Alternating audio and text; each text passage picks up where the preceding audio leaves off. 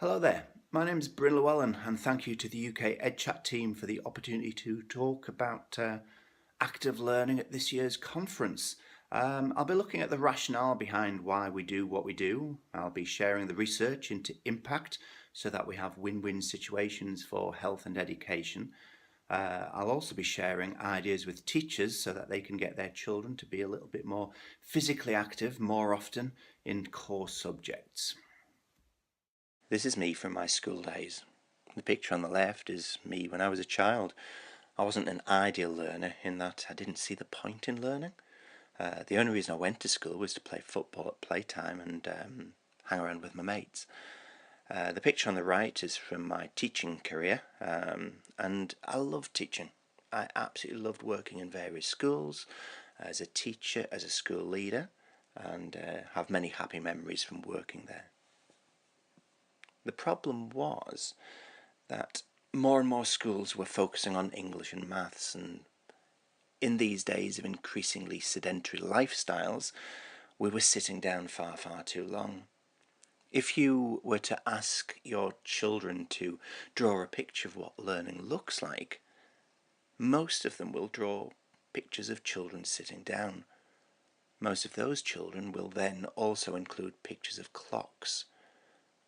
Why pictures of clocks would be included? I don't know. All schools have school improvement plans, and these will either focus on English or mathematics depending on circumstances. Quite often subjects such as art and PE are shunted to one side. So I had an idea that maybe we can help schools by looking at driving English and maths through not physical exercise as such, but through physical activity, making the English and mathematics a little bit more active, relevant and fun. As a teacher, it is all too apparent that children are not as physically active as they used to be. A study from the University of South Australia was comparing 12-year-olds. A 12-year-old from the 70s, i.e. me, compared to a 12-year-old now. If we were to run 4 times around a running track, 12-year-old me would finish a whole lap ahead of my counterpart from today. Statistics from NHS and Public Health England are scary. A third of children aged 2 to 15 are classified as overweight or obese. Younger generations are becoming obese at earlier ages and staying obese for longer. It's even worse for children from economically disadvantaged areas. The cost to the NHS, and this is scary when you think about it, 5.1 billion spent on overweight or obesity related ill health in 2015. Imagine what we could do with that in education. Physical inactivity can lead to heart disease, cancer, stroke and type 2 diabetes. Physical inactivity is also linked to stress, depression and anxiety in later life. Now I'll have a thing about this slide in terms of I don't think it happens in later life. I'm sure that you as teachers in primary settings can picture certain children who are already exhibiting signs of stress and depression and anxiety now. Increased physical activity will reduce levels of obesity. In addition, it has other benefits too. There have been various government publications recently, one of which was the Childhood Obesity Plan of Action.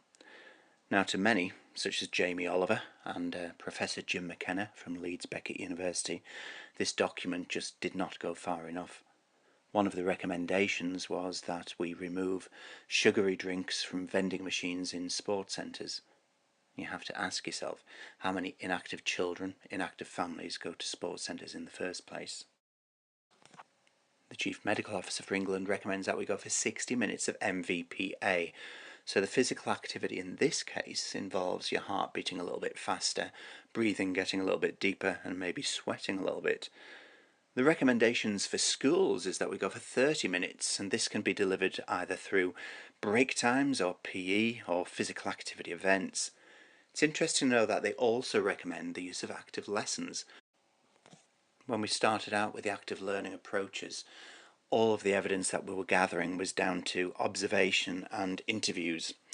So comments such as, with active learning, you don't get a chance to get bored, you don't zone out, were all too apparent. When Coralina was asked if she enjoyed the maths lesson, her response was, "Maths? Really? I thought that was a PE session." so the children were behind it. When working with the teachers, their comments were fascinating. Comment from a teacher here: I didn't know he could do that. He's never done that in a maths lesson. He's never shown me that in his maths book.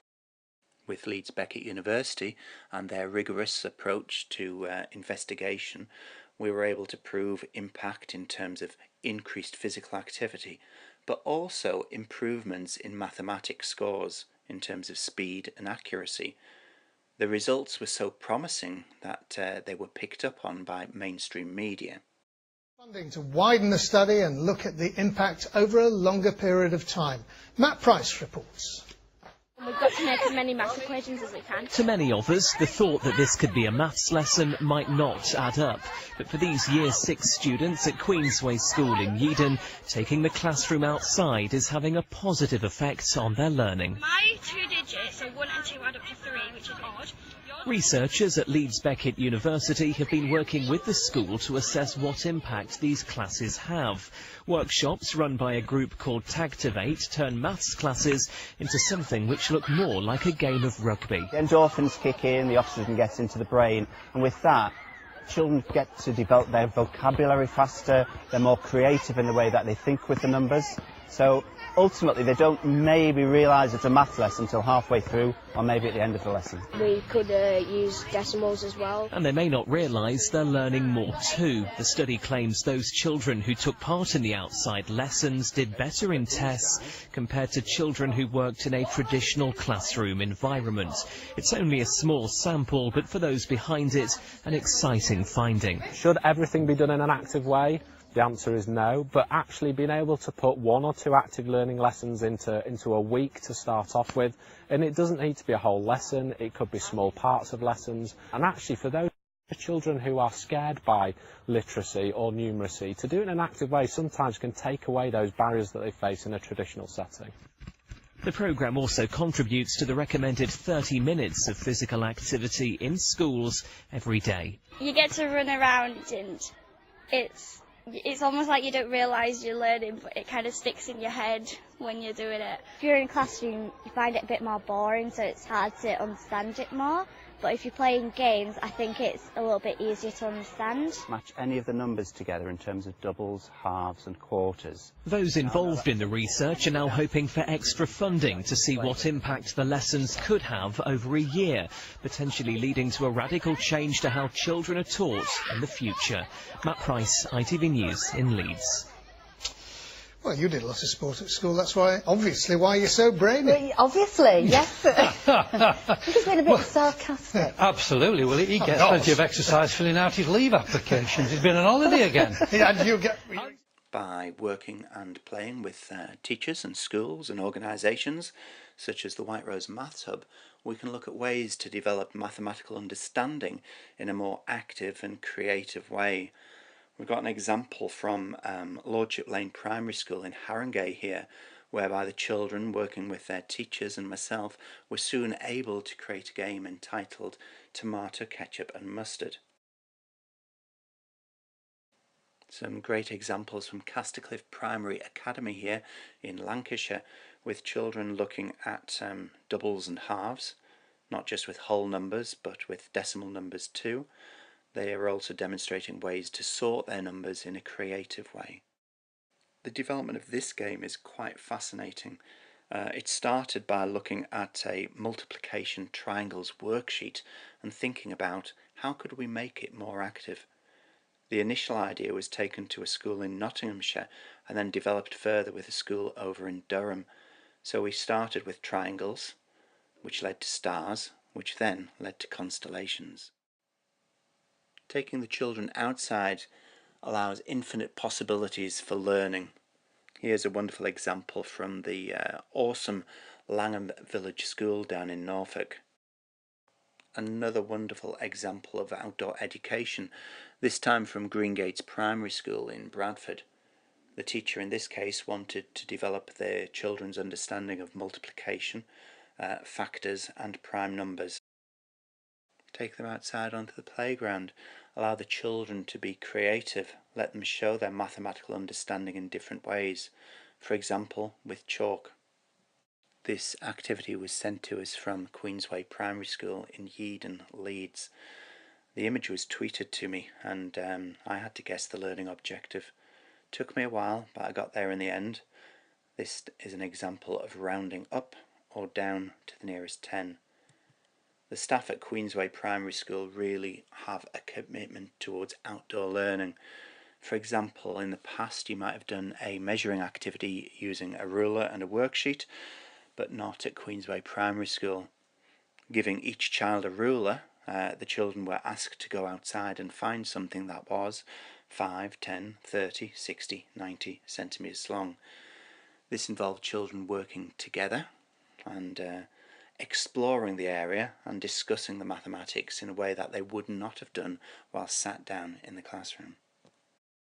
Example from Chris Lincoln that was tweeted to me. This involves multiplying and dividing by 10, 100 and 1,000 and linked to the Rugby World Cup.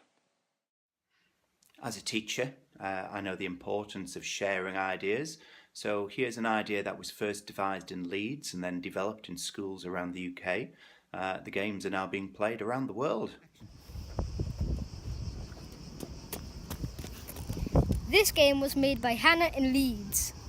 It's 3 cones, 10 vowels and 10 consonants.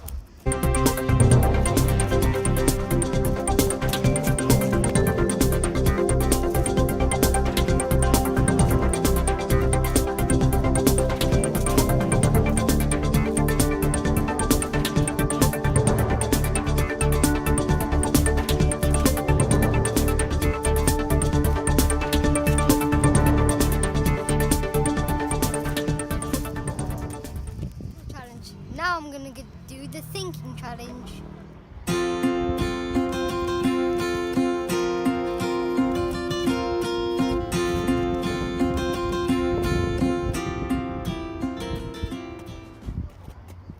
Thank you to the teachers involved in the presentation of this video. A big thank you to various teachers from the world of Twitter, without whom we would be in a much darker and less active world. Huge thanks to Ryan from PE Umbrella, to Dan King and people like Justin Cahill. Much appreciated. Keep up the good work and hopefully see you at next year's conference. Bye.